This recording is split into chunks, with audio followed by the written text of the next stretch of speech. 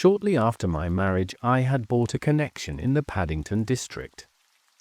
Old Mr. Farquhar, from whom I purchased it, had at one time an excellent general practice, but his age, and an affliction of the nature of St. Vitus's dance from which he suffered, had very much thinned it. The public not unnaturally goes on the principle that he who would heal others must himself be whole, and looks askance at the curative powers of the man whose own case is beyond the reach of his drugs. Thus, as my predecessor weakened, his practice declined, until when I purchased it from him it had sunk from 1,200 to little more than 300 a year. I had confidence, however, in my own youth and energy, and was convinced that in a very few years the concern would be as flourishing as ever.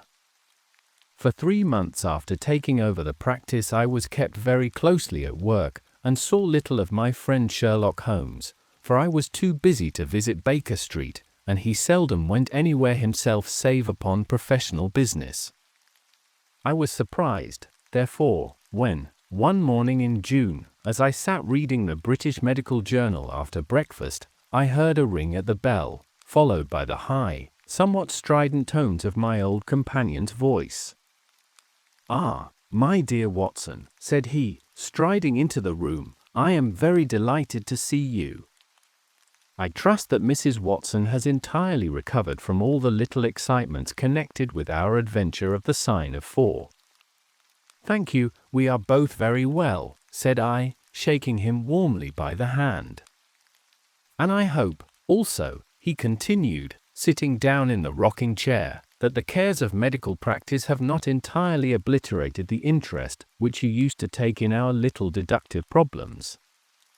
"On the contrary," I answered, "it was only last night that I was looking over my old notes and classifying some of our past results. I trust that you don't consider your collection closed." "Not at all. I should wish nothing better than to have some more of such experiences." "Today, for example?" "Yes, today, if you like." "And as far off as Birmingham?" "Certainly, if you wish it." "And the practice?" "I do my neighbour's when he goes. He is always ready to work off the debt." "Ha! Nothing could be better," said Holmes, leaning back in his chair and looking keenly at me from under his half-closed lids. "I perceive that you have been unwell lately. Summer colds are always a little trying.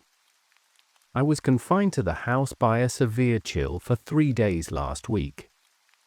I thought, however, that I had cast off every trace of it." "So you have. You look remarkably robust. How, then, did you know of it?" "My dear fellow, you know my methods." "You deduced it, then?" "Certainly." "And from what?" "From your slippers." I glanced down at the new patent leathers which I was wearing. "How on earth," I began, but Holmes answered my question before it was asked. "Your slippers I knew," he said. "You could not have had them more than a few weeks. The soles which you are at this moment presenting to me are slightly scorched. For a moment I thought they might have got wet and been burned in the drying. But near the instep there is a small circular wafer of paper with the shopman's hieroglyphics upon it. Damp would of course have removed this. You had, then, been sitting with our feet outstretched to the fire, which a man would hardly do even in so wet a June as this if he were in his full health." Like all Holmes's reasoning, the thing seemed simplicity itself when it was once explained. He read the thought upon my features, and his smile had a tinge of bitterness. "I am afraid that I rather give myself away when I explain," said he. "Results without causes are much more impressive. You are ready to come to Birmingham, then?" "Certainly." "What is the case?" "You shall hear it all in the train. My client is outside in a four-wheeler." "Can you come at once?" "In an instant." I scribbled a note to my neighbour, rushed upstairs to explain the matter to my wife, and joined Holmes upon the doorstep. "Your neighbor is a doctor," said he, nodding at the brass plate. "Yes, he bought a practice as I did." "An old established one?" "Just the same as mine. Both have been ever since the houses were built." "Ah. Then you got hold of the best of the two." "I think I did." "But how do you know?" "By the steps, my boy. Yours are worn 3 inches deeper than his. But this gentleman in the cab is my client, Mr. Hall Pycroft. Allow me to introduce you to him. Whip your horse up, cabby, for we have only just time to catch our train." The man whom I found myself facing was a well-built, fresh-complexioned young fellow, with a frank, honest face and a slight, crisp, yellow mustache. He wore a very shiny top hat and a neat suit of sober black, which made him look what he was, a smart young city man of the class who have been labelled cockneys, but who give us our crack volunteer regiments, and who turn out more fine athletes and sportsmen than any body of men in these islands. His round, ruddy face was naturally full of cheeriness, but the corners of his mouth seemed to me to be pulled down in a half-comical distress. It was not, however, until we were all in a first-class carriage and well started upon our journey to Birmingham that I was able to learn what the trouble was which had driven him to Sherlock Holmes. "We have a clear run here of 70 minutes, Holmes remarked.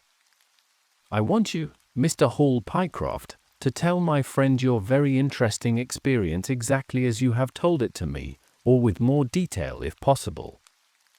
It will be of use to me to hear the succession of events again.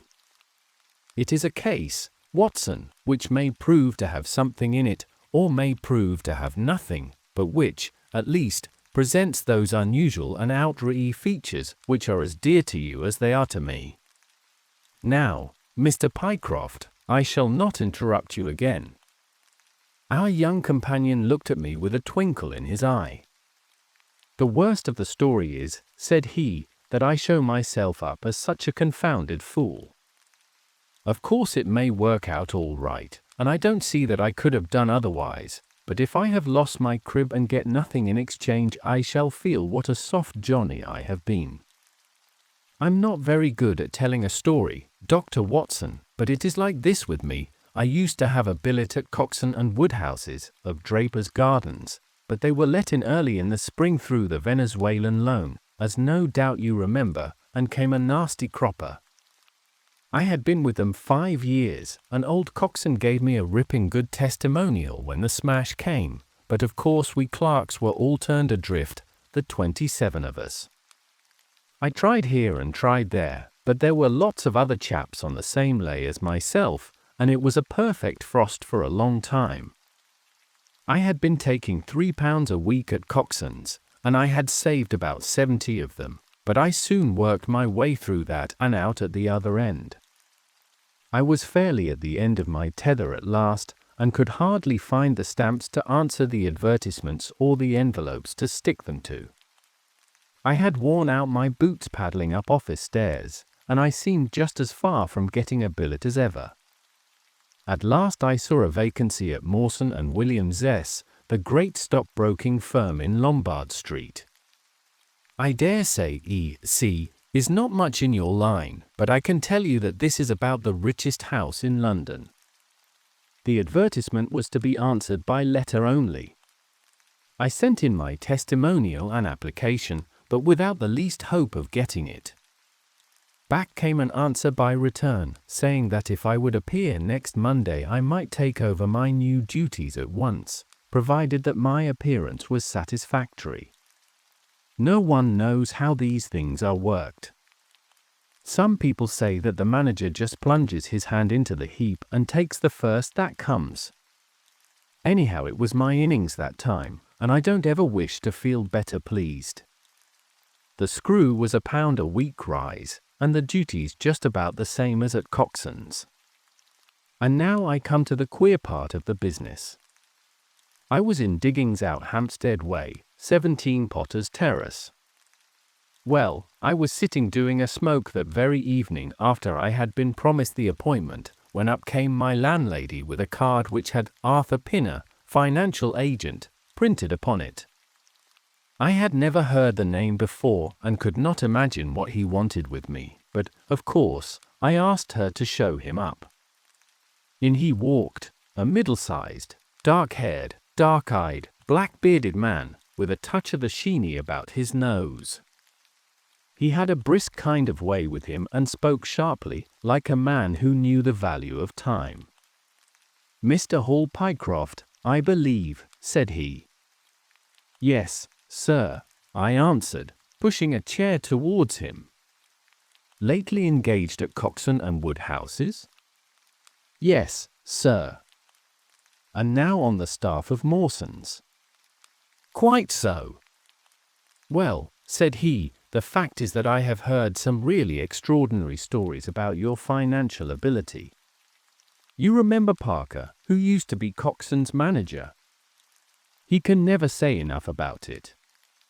Of course I was pleased to hear this. I had always been pretty sharp in the office, but I had never dreamed that I was talked about in the city in this fashion. "You have a good memory," said he. "Pretty fair," I answered, modestly. "Have you kept in touch with the market while you have been out of work?" he asked. "Yes. I read the stock exchange list every morning." "Now that shows real application," he cried. "That is the way to prosper. You won't mind my testing you, will you? Let me see. How are Escher's? 106 1/4 to 105 7/8. And New Zealand Consolidated? 104. And British Broken Hills? 7 to 7 6. Wonderful, he cried, with his hands up. This quite fits in with all that I had heard. My boy, you are very much too good to be a clerk at Mawson's." This outburst rather astonished me, as you can think. "Well," said I, "other people don't think quite so much of me as you seem to do, Mr. Pinner. I had a hard enough fight to get this berth, and I am very glad to have it. Pooh, man, you should soar above it. You are not in your true sphere. Now, I'll tell you how it stands with me. What I have to offer is little enough when measured by your ability, but when compared with Mawson's, it's light to dark. Let me see. When do you go to Mawson's?" "On Monday." "Ha, ha. I think I would risk a little sporting flutter that you don't go there at all." "Not go to Mawson's?" "No, sir. By that day you will be the business manager of the Franco-Midland Hardware Company, Limited, with 134 branches in the towns and villages of France, not counting one in Brussels and one in San Remo." This took my breath away. "I never heard of it," said I. "Very likely not. It has been kept very quiet, for the capital was all privately subscribed, and it's too good a thing to let the public into. My brother, Harry Pinner, is promoter and joined the board after allotment as managing director. He knew I was in the swim down here and asked me to pick up a good man cheap. A young, pushing man with plenty of snap about him. Parker spoke of you, and that brought me here tonight. We can only offer you a beggarly 500 to start with." "500 a year?" I shouted. "Only that at the beginning, but you are to have an overriding commission of 1% on all business done by your agents, and you may take my word for it that this will come to more than your salary. But I know nothing about hardware." "Tut, my boy, you know about figures." My head buzzed, and I could hardly sit still in my chair. But suddenly a little chill of doubt came upon me. "I must be frank with you," said I. "Mawson only gives me 200, but Mawson is safe. Now, really, I know so little about your company that, smart," he cried, in a kind of ecstasy of delight. You are the very man for us. You are not to be talked over, and quite right, too. Now, here's a note for £100, and if you think that we can do business, you may just slip it into your pocket as an advance upon your salary." "That is very handsome," said I. "When should I take over my new duties?" "Be in Birmingham tomorrow at 1, said he. "I have a note in my pocket here which you will take to my brother. You will find him at 126B, Corporation Street, where the temporary offices of the company are situated. Of course he must confirm your engagement, but between ourselves it will be all right." "Really, I hardly know how to express my gratitude, Mr. Pinner," said I. "Not at all, my boy. You have only got your deserts. There are one or two small things, mere formalities, which I must arrange with you. You have a bit of paper beside you there. Kindly write upon it, 'I am perfectly willing to act as business manager to the Franco-Midland Hardware Company, Limited, at a minimum salary of £500. I did as he asked, and he put the paper in his pocket. "There is one other detail," said he. "What do you intend to do about Mawson's?" I had forgotten all about Mawson's in my joy. "I'll write and resign," said I. "Precisely what I don't want you to do. I had a row over you with Mawson's manager. I had gone up to ask him about you, and he was very offensive, accused me of coaxing you away from the service of the firm, and that sort of thing. At last I fairly lost my temper. 'If you want good men you should pay them a good price,' said I. 'He would rather have our small price than your big one,' said he. 'I'll lay you a fiver,' said I, 'that when he has my offer you'll never so much as hear from him again.' 'Done,' said he. 'We picked him out of the gutter, and he won't leave us so easily.' Those were his very words. The impudent scoundrel! I cried. I've never so much as seen him in my life. Why should I consider him in any way? I shall certainly not write if you would rather I didn't." "Good. That's a promise," said he, rising from his chair. "Well, I'm delighted to have got so good a man for my brother. Here's your advance of £100, and here is the letter. Make a note of the address, 126B, Corporation Street, and remember that 1 o'clock tomorrow is your appointment. Good night, and may you have all the fortune that you deserve." That's just about all that passed between us, as near as I can remember. You can imagine, Dr. Watson, how pleased I was at such an extraordinary bit of good fortune. I sat up half the night hugging myself over it, and next day I was off to Birmingham in a train that would take me in plenty time for my appointment.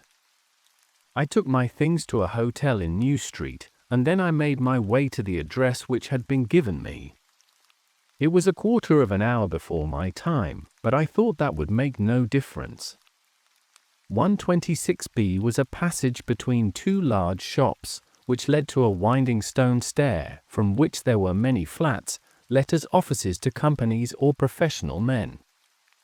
The names of the occupants were painted at the bottom on the wall, but there was no such name as the Franco-Midland Hardware Company, Limited.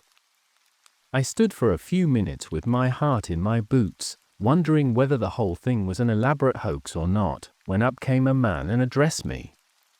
He was very like the chap I had seen the night before, the same figure and voice, but he was clean-shaven and his hair was lighter. "Are you Mr. Hall Pycroft?" he asked. "Yes," said I. "Oh, I was expecting you, but you are a trifle before your time. I had a note from my brother this morning in which he sang your praises very loudly. I was just looking for the offices when you came. We have not got our name up yet, for we only secured these temporary premises last week. Come up with me, and we will talk the matter over." I followed him to the top of a very lofty stair, and there, right under the slates, were a couple of empty, dusty little rooms, uncarpeted and uncurtained, into which he led me.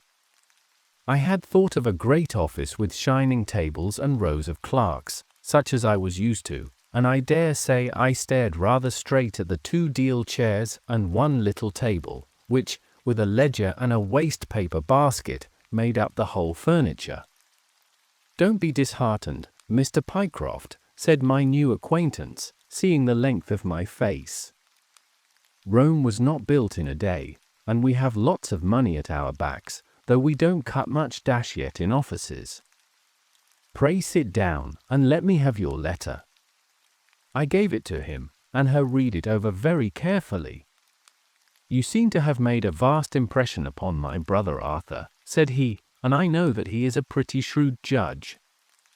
He swears by London, you know, and I by Birmingham, but this time I shall follow his advice. Pray consider yourself definitely engaged." "What are my duties?" I asked. "You will eventually manage the great depot in Paris, which will pour a flood of English crockery into the shops of 134 agents in France. The purchase will be completed in a week, and meanwhile you will remain in Birmingham and make yourself useful." "How?" For answer, he took a big red book out of a drawer. "This is a directory of Paris," said he, "with the trades after the names of the people. I want you to take it home with you, and to mark off all the hardware sellers, with their addresses. It would be of the greatest use to me to have them. Surely there are classified lists?"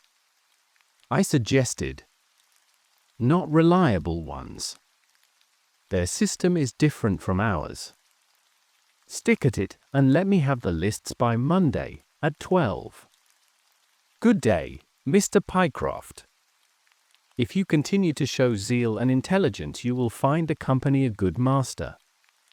I went back to the hotel with the big book under my arm, and with very conflicting feelings in my breast.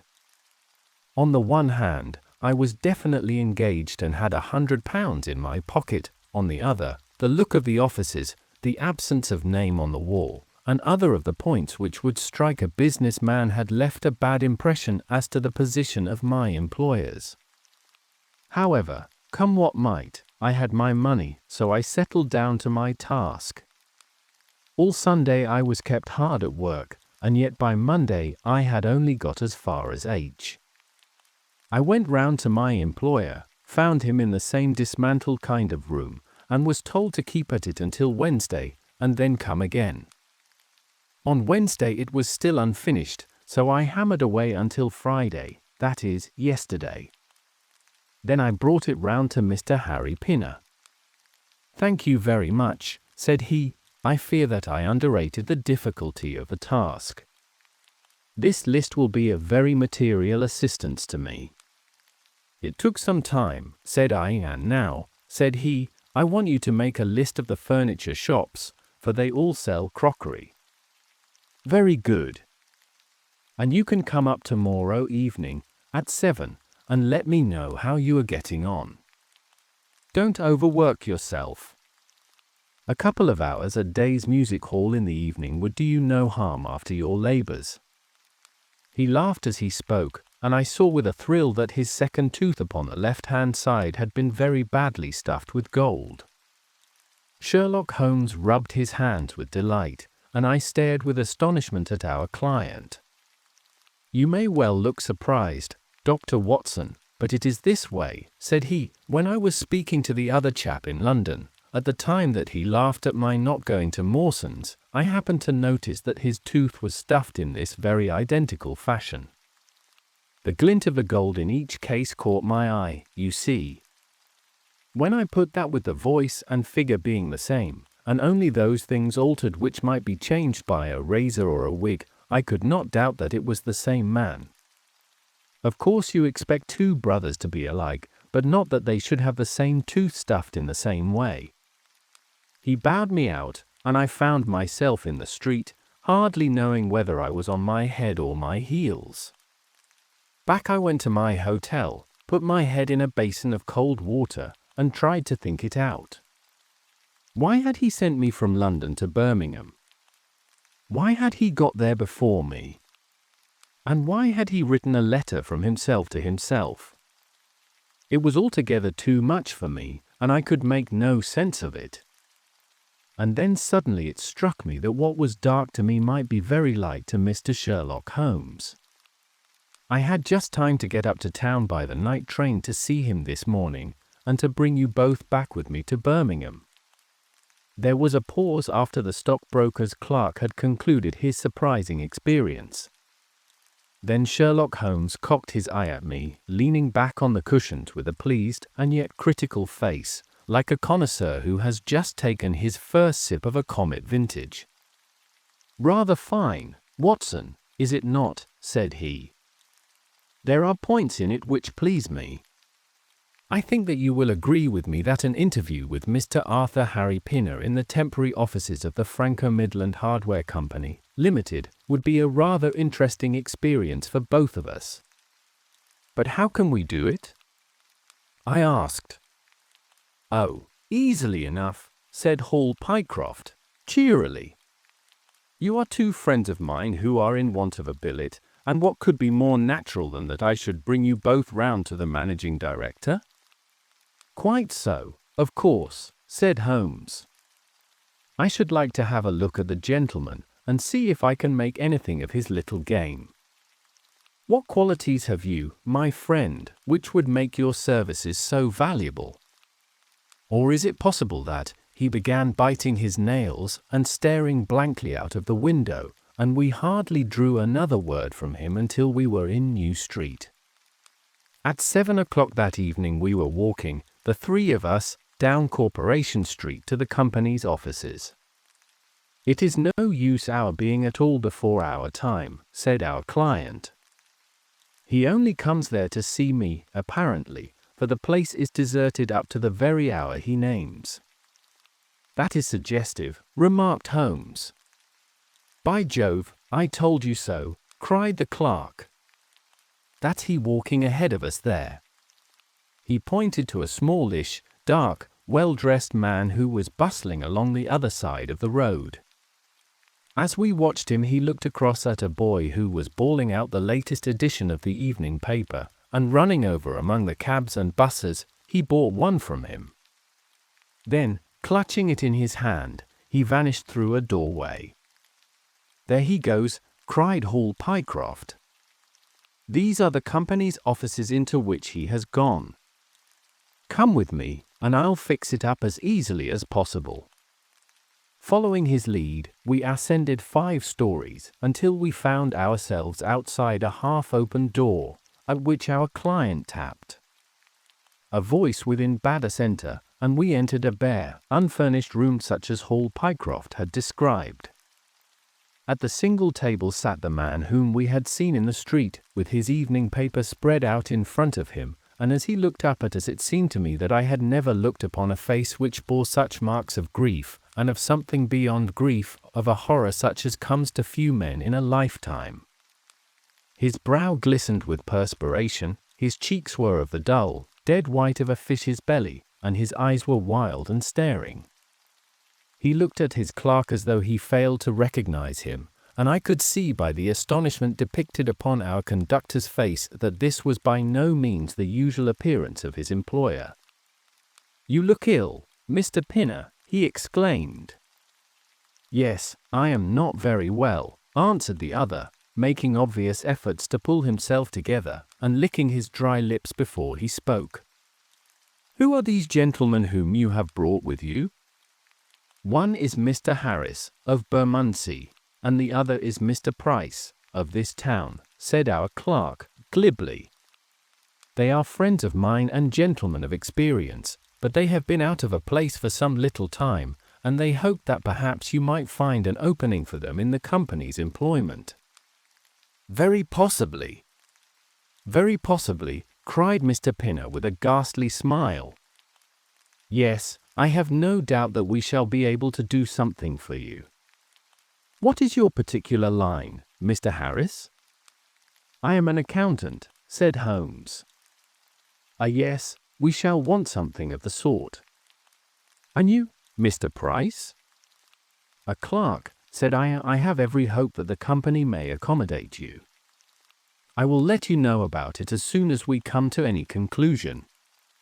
And now I beg that you will go. For God's sake, leave me to myself." These last words were shot out of him, as though the constraint which he was evidently setting upon himself had suddenly and utterly burst asunder. Holmes and I glanced at each other, and Hall Pycroft took a step towards the table. "You forget, Mr. Pinner, that I am here by appointment to receive some directions from you," said he. "Certainly, Mr. Pycroft, certainly," the other resumed in a calmer tone. "You may wait here a moment, and there is no reason why your friend should not wait with you. I will be entirely at your service in 3 minutes, if I might trespass upon your patience so far." He rose with a very courteous air, and, bowing to us, he passed out through a door at the farther end of the room, which he closed behind him. "What now?" whispered Holmes. "Is he giving us the slip?" "Impossible," answered Pycroft. "Why so?" "That door leads into an inner room." "There is no exit?" "None." "Is it furnished?" "It was empty yesterday." "Then what on earth can he be doing?" "There is something which I don't understand in his manner. If ever a man was 3 parts mad with terror, that man's name is Pinner. What can have put the shivers on him?" "He suspects that we are detectives," I suggested. "That's it," cried Pycroft. Holmes shook his head. He did not turn pale. "He was pale when we entered the room," said he. It is just possible that his words were interrupted by a sharp rat-tat from the direction of the inner door. "What the deuce is he knocking at his own door for?" cried the clerk. Again, and much louder, came the rat-tat-tat. We all gazed expectantly at the closed door. Glancing at Holmes, I saw his face turn rigid, and he leaned forward in intense excitement. Then suddenly came a low gargling sound, and a brisk drumming upon woodwork. Holmes sprang frantically across the room and pushed at the door. It was fastened on the inner side.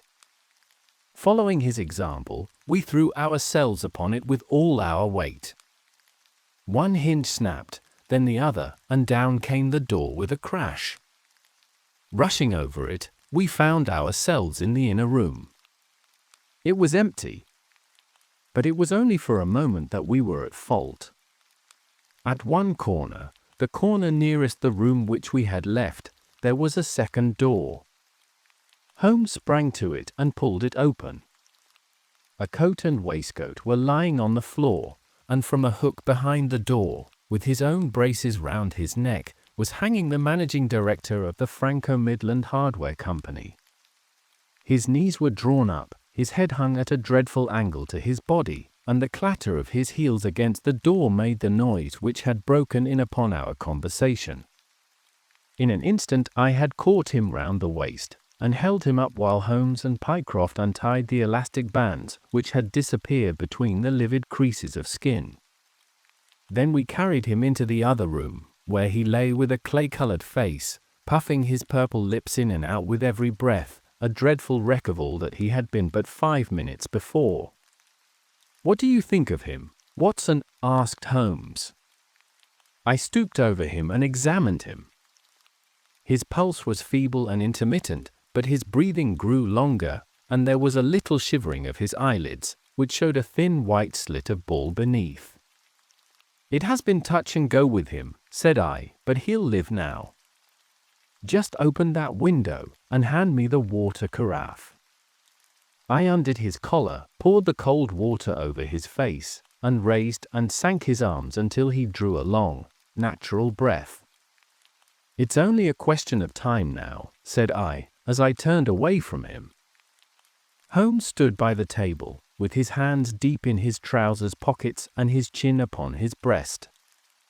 "I suppose we ought to call the police in now," said he. "And yet I confess that I'd like to give them a complete case when they come."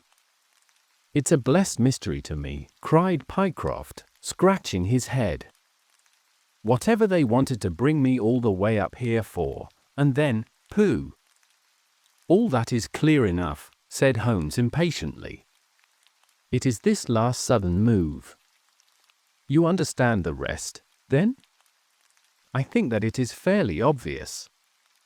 What do you say, Watson? I shrugged my shoulders. I must confess that I am out of my depths, said I. Oh, surely if you consider the events at first, they can only point to one conclusion. What do you make of them? Well, the whole thing hinges upon 2 points.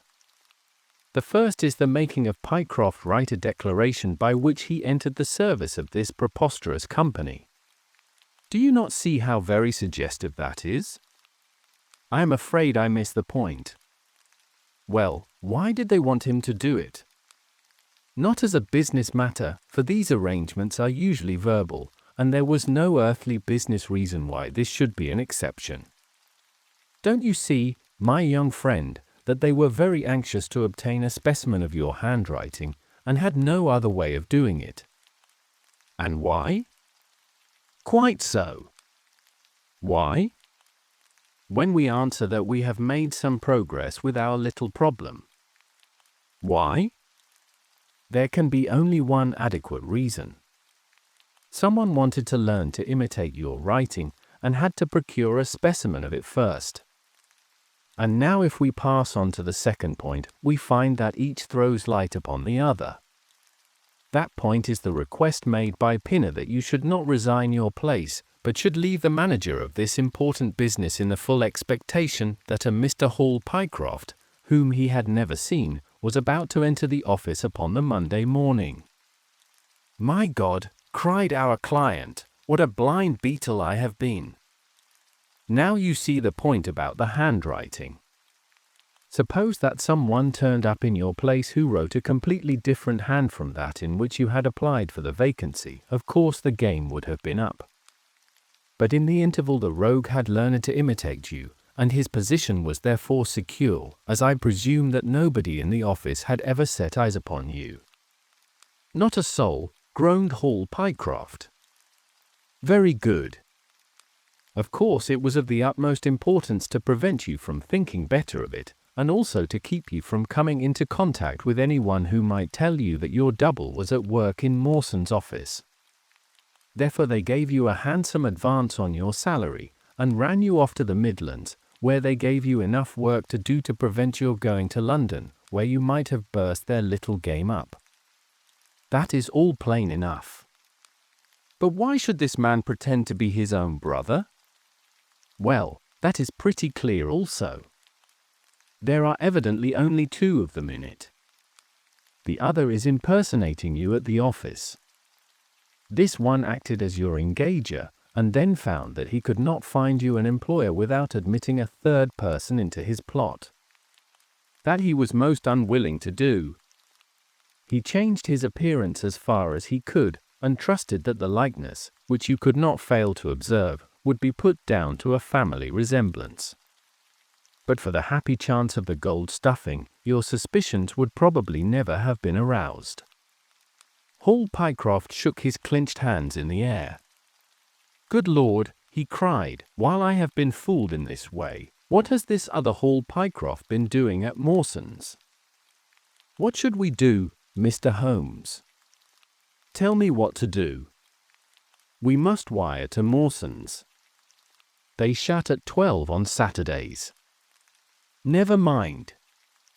There may be some doorkeeper or attendant. Ah yes, they keep a permanent guard there on account of the value of the securities that they hold. I remember hearing it talked of in the city. Very good, we shall wire to him, and see if all is well, and if a clerk of your name is working there. That is clear enough, but what is not so clear is why at sight of us one of the rogues should instantly walk out of the room and hang himself. The paper, croaked a voice behind us.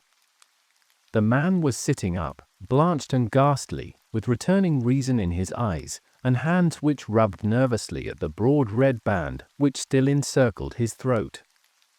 The paper!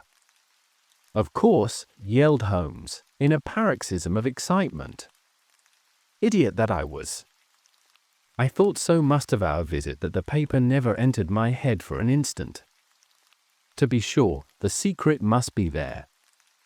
He flattened it out upon the table, and a cry of triumph burst from his lips. "Look at this, Watson," he cried. "It is a London paper, an early edition of the Evening Standard. Here is what we want. Look at the headlines: Crime in the City. Murder at Mawson and Williams S. Gigantic attempted robbery. Capture of the criminal. Here, Watson, we are all equally anxious to hear it, so kindly read it aloud to us." It appeared from its position in the paper to have been the one event of importance in town, and the account of it ran in this way: a desperate attempt at robbery, culminating in the death of one man and the capture of the criminal, occurred this afternoon in the city. For some time back Mawson and Williams, the famous financial house, have been the guardians of securities which amount in the aggregate to a sum of considerably over £1 million. So conscious was the manager of the responsibility which devolved upon him in consequence of the great interests at stake that safes of the very latest construction have been employed, and an armed watchman has been left day and night in the building. It appears that last week a new clerk named Pycroft was engaged by the firm. This person appears to have been none other than Beddington, the famous forger and cracksman, who, with his brother, had only recently emerged from a 5-year spell of penal servitude. By some means, which are not yet clear, he succeeded in winning, under a false name, this official position in the office, which he utilized in order to obtain molding of various locks, and a thorough knowledge of the position of the strong room and the safes. It is customary at Mawson's for the clerks to leave at midday on Saturday.